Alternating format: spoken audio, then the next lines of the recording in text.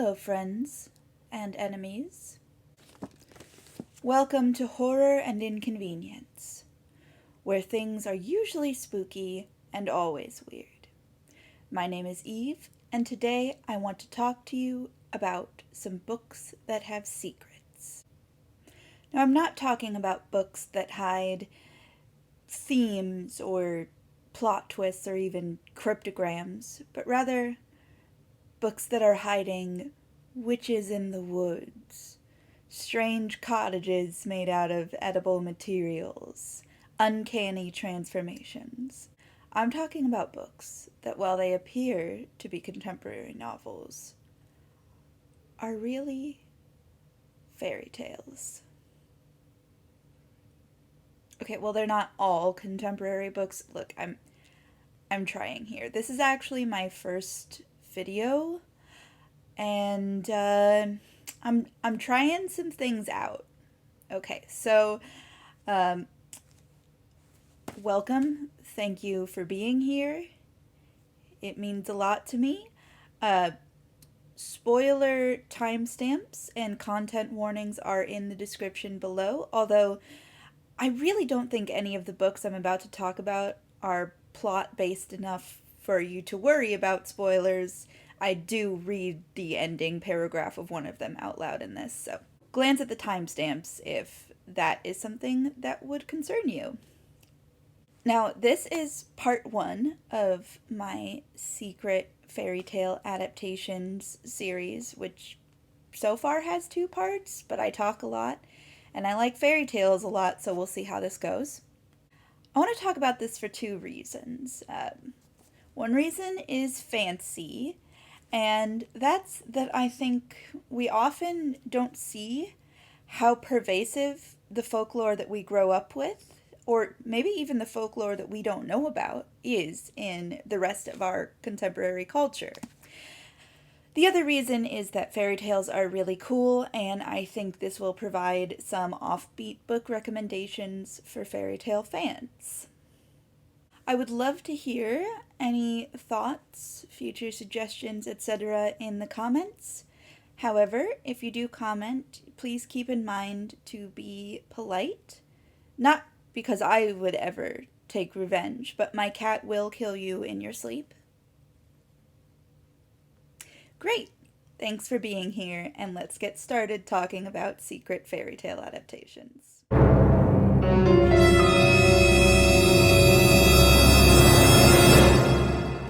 The first secret fairy tale adaptation I want to talk about today is a story you probably know pretty well. But if you knew that it came from a fairy tale, I'd be surprised. I'm talking about Shakespeare's King Lear. Nope, really. King Lear. Now, this might be particularly surprising because, of course, King Lear is known as a tragedy, one of Shakespeare's bloodiest and most depressing. And that's saying a lot. But the secret of King Lear is that its general premise, especially its opening, are taken from a common folktale type. Now, before I get too deeply into this, let's have a quick word about folktale types. Folklorists generally categorize fairy tales based on something called the Arne-Thompson-Uther Index, which is a list of types of story that was created in the early 20th century and has been added to be broader, better categorized, and more culturally inclusive by various folklorists since. Uther was one of those later folklorists. There have been a lot, but at some point they just had to stop adding on to the hyphenation. This is the future feminists want. General tale structure that includes a variety of variations.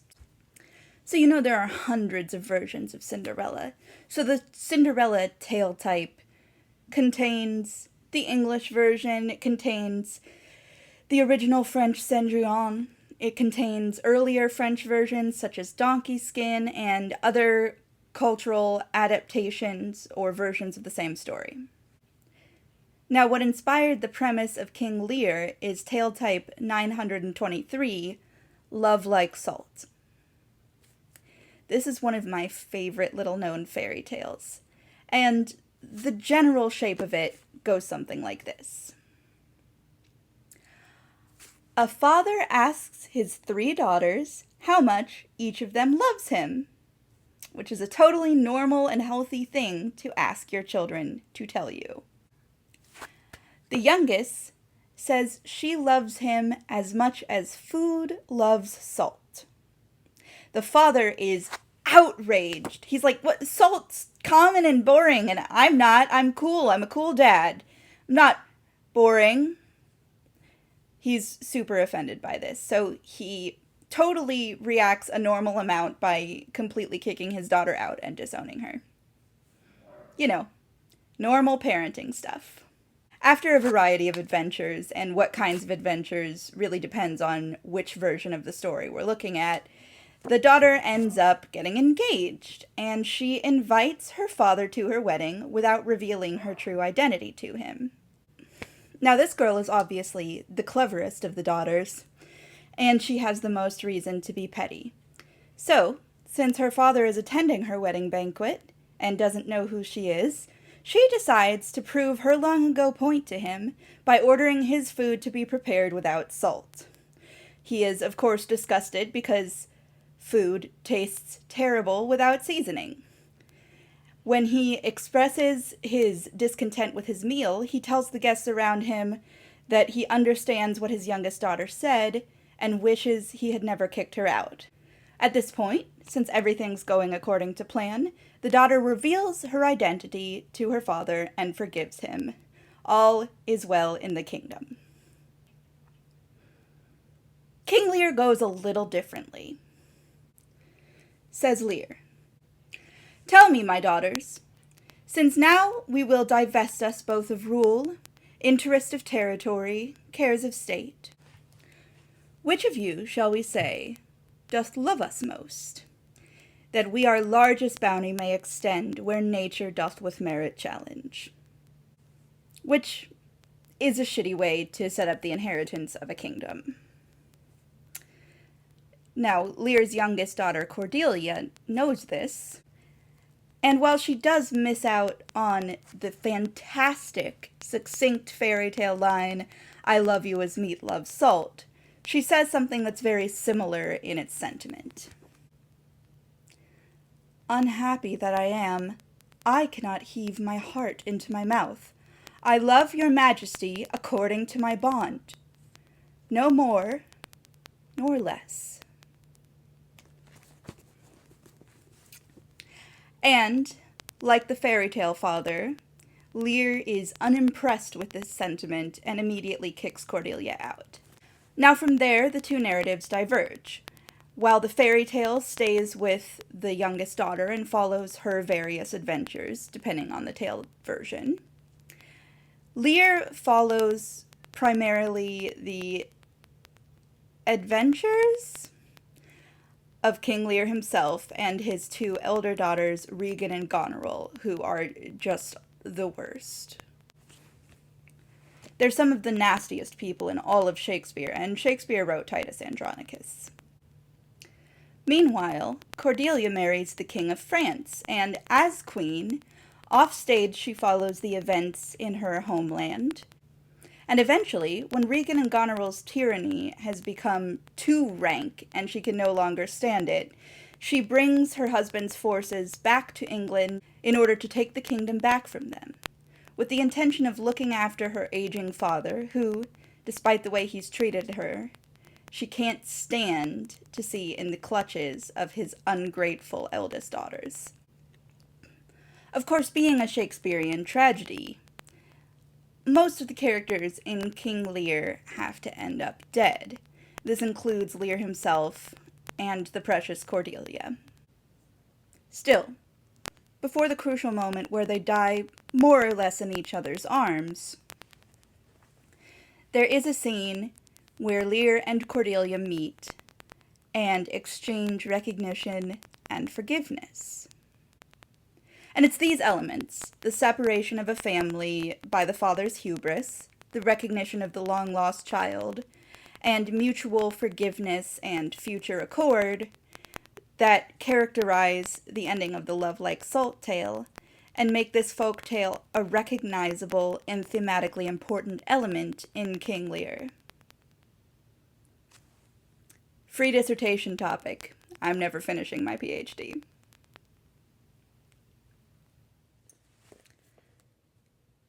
Next on the list of secret fairy tale adaptations is Weetzie Bat by Francesca Lia Block.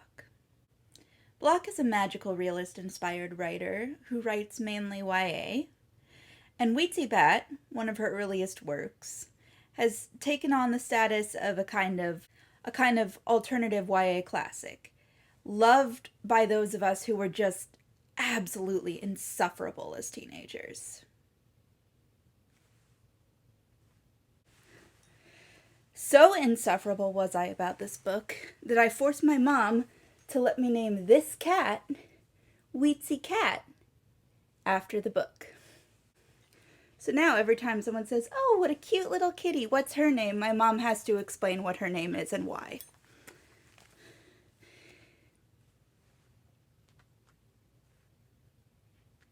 I'm not proud of it, and neither is she.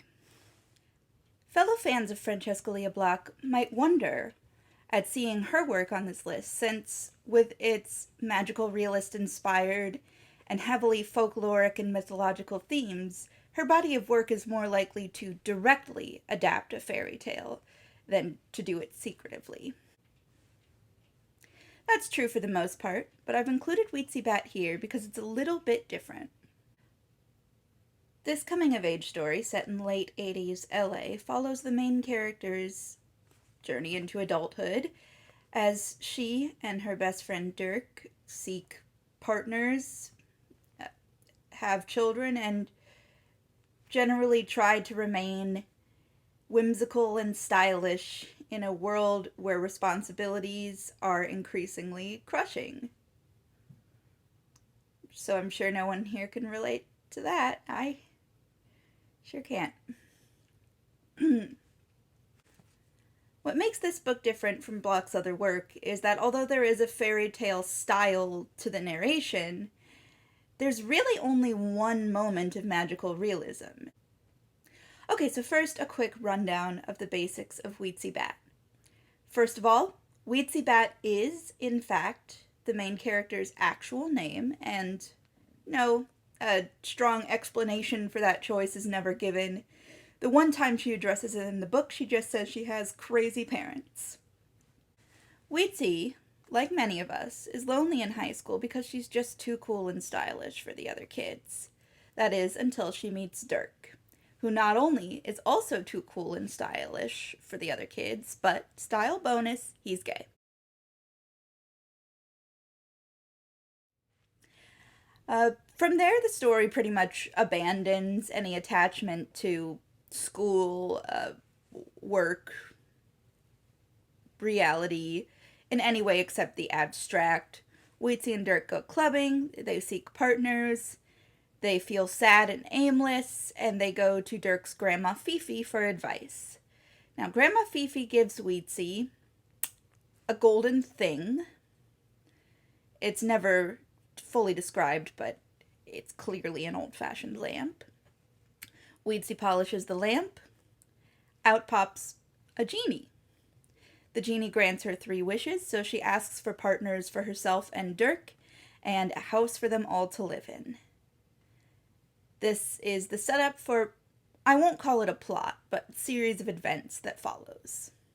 So, what interests me on the subject of the secret fairy tale adaptation is, of course, the use of the genie in the book. The modern Western concept of the genie has its roots in the pre-Islamic spirit or deity known as the jinn.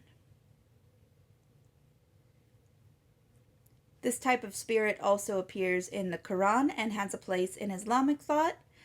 I do not want to get too deeply into that because I am grossly ignorant on the subject, and nobody would appreciate it coming from me. Me least of all. So to give a vague overview of the concept of the jinn as it's floated in and out of centuries on centuries of mythology. It's a mortal being, stronger than humans, but able to be defeated by humans in a relatively fair fight. And the jinn is also as morally changeable as humans. A jinn can be good or evil based on their own choices. Now, the mythological jinn is a shapeshifter and either is or can turn invisible. And they appear in a variety of stories because they can serve a variety of roles. They can cause disease or they can grant boons to travelers. They can be witches' familiars or serve Allah. So you can see it's sort of a high utility concept here. Now, the westernized concept of the genie is less an adaptation of the jinn and more a loose spin-off.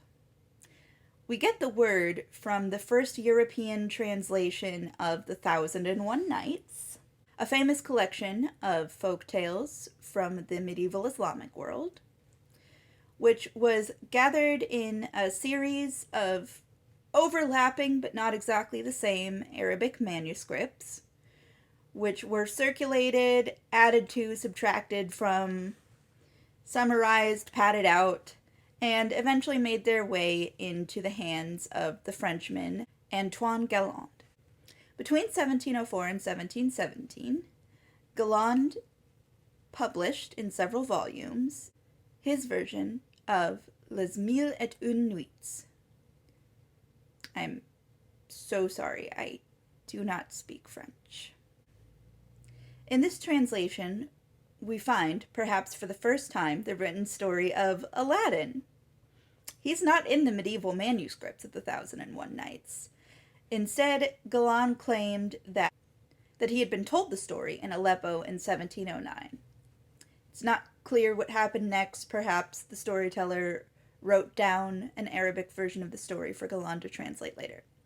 Doesn't matter. The point is, Aladdin enters Western culture, and as far as we know, written culture, in the early 18th century.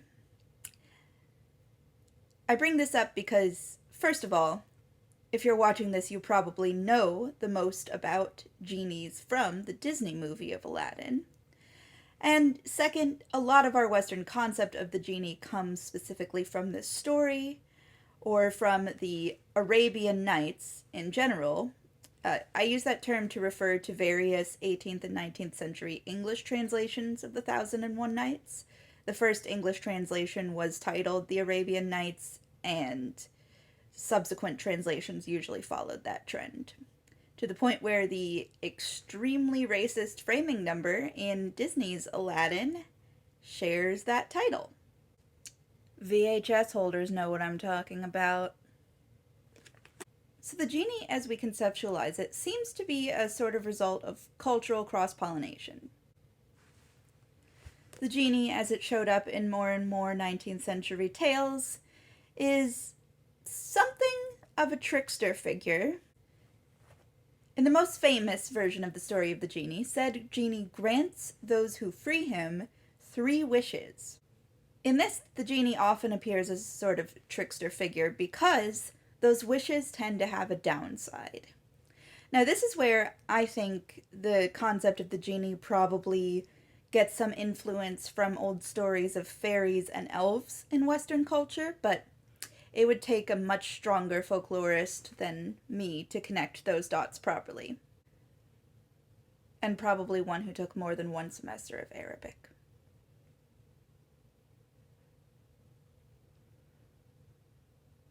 And can read Irish. But one thing connects the concept of the genie wherever I've been able to find it. And that's a sort of ambivalence. The genie grants wishes, but at a cost. The genie can help and hurt. And it's this continuity, the genie as one of those fairy tale creatures that is both generous and destructive, that Block takes advantage of in Weetzie Bat, where she uses it as a pretty straightforward, but nonetheless powerful, metaphor for growing up. Weetzie gains things. Her wishes for partners for herself and Dirk and for a house for them all to live in are granted. But she also loses things. She gets the house from Grandma Fifi after she dies suddenly. The partners leave and come back and are subject to all the vagaries of adult relationships. She gains and loses. And that element of the genie in particular, and of fairy tale creatures in general, is what has made them such a powerful force in coming-of-age stories. I should note here that I use the introduction to this beautiful edition of the Arabian Nights, translated and introduced by Hussein Hadawi, as a source for the manuscript and translation history of the 1001 Nights. The research on the jinn was all vague, remembered knowledge from childhood and some cursory internet searching. So, quote me on the manuscript? Yes, I quoted him. Quote me on the jinn? At your own risk. Now, if I look closely with these goggles, I can see the hidden folkloric themes.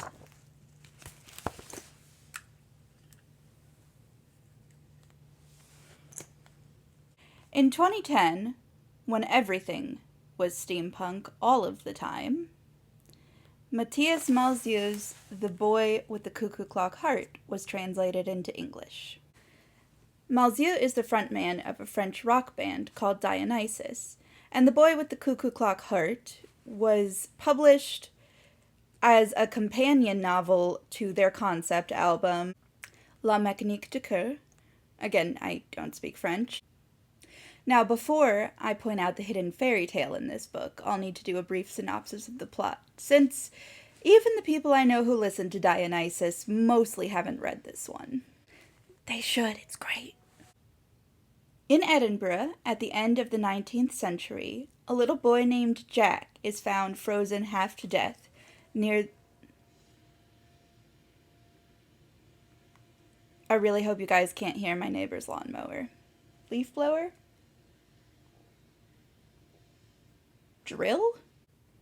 Not very mad steampunk inventor of me not to know what mechanical device is making that horrible noise.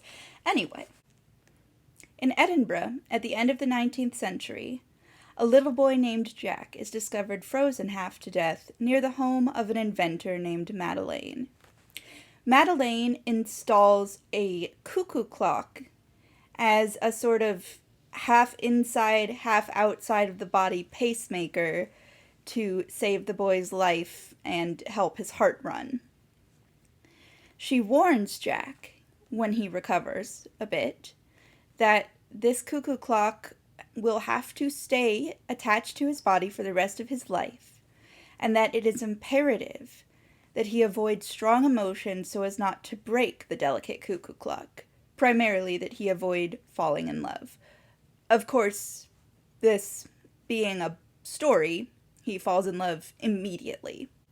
Most of the rest of the book is taken up with Jack's adventures in following his beloved Miss Acacia across Europe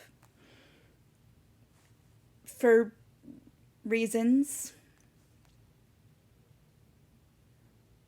Look, it's not a very plotty book. Are you sensing a theme here with my reading preferences? Now, there are some surface fairy tale parallels that I think Malzieu uses to great effect in the narrative. Primarily, there are a lot of similarities to other stories of inventor-parent figures and of magical prosthetics. Think Pinocchio, Icarus, that sort of thing. And there is a certain matter-of-fact fairy tale style to the prose as well.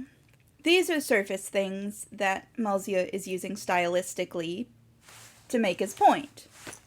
And they're great. He does a great job with them.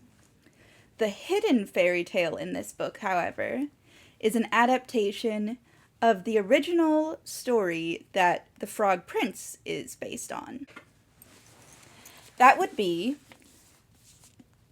The Frog King, or Iron Heinrich, from the Brothers Grimm fairy tale books. I use this translation by Philip Pullman because it's perfect and has no flaws. Now, the story of the Frog King is pretty similar to the basics of the Frog Prince as most people know it now. Girl finds frog, frog claims to be enchanted royal, girl kisses frog, frog lets her marry into royalty. The Frog King is a little bit more sexual assaulty, but we're not going to get into that because what I'm really interested in here is the original subplot. That's the good stuff. That is the stuff that is so much gayer than any Disney movie. Yes, I know, I've seen Disney movies, but trust me, it's gayer. I'll quote from Pullman's translation for the description of Iron Heinrich. I'm going to need my fairy tale goggles for this. He was the prince's servant, and when he'd learned that his master had been changed into a frog, he was so dismayed that he went straight to the blacksmith and ordered 3 iron bands to put around his heart to stop it bursting with grief.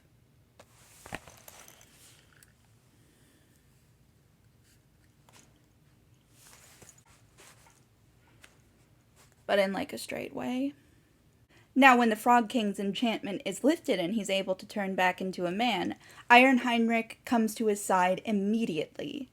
And as the 3 of them, the Frog King, his fiancée, and his boyfriend, get into the carriage and ride away toward the Frog King's castle, the bands of iron pop off and fall to the ground one by one because, and I quote, "Love is stronger than iron."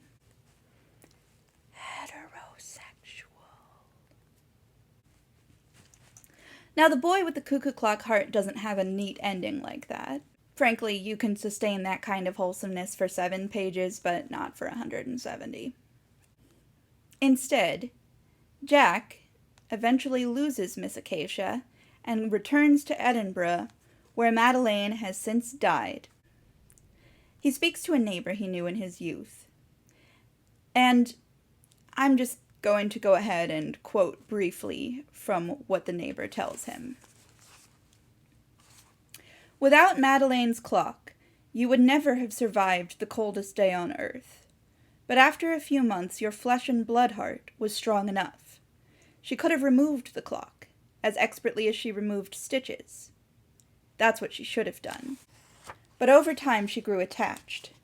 Madeleine saw you as a tiny, fragile thing to be protected at all costs. She was terribly afraid of the day when you'd become an adult. She tried to adjust your heart so that she could always keep you close to her. She promised us she'd try and get used to the idea that you might also suffer in love one day, because that's how life is. But she never did." Yeah, so that's how the book ends. That's the last line.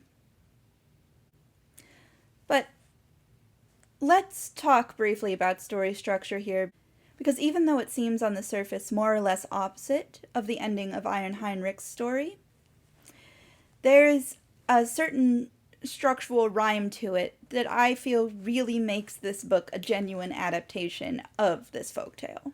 I mean, that adaptation might not have been on purpose. Mr. Malzieu is free to correct me. But Jack is absolutely an Iron Heinrich figure.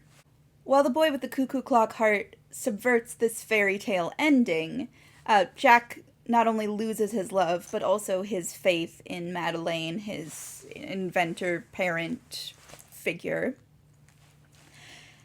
And Heinrich's love for his prince is symbolically consummated by the falling off of his iron bands, and his loyalty is rewarded with a place at the prince's right hand for happily ever after. Ultimately, both are stories about love that's stronger than artificial restraint. Human emotions outweighing human invention. The shared theme transcends Malzieu's fairy tale subversion. so that the lesson is carried from an antique fairy tale through an existentialist modern novel and into our hearts. Look, I really like this book. Thanks for listening.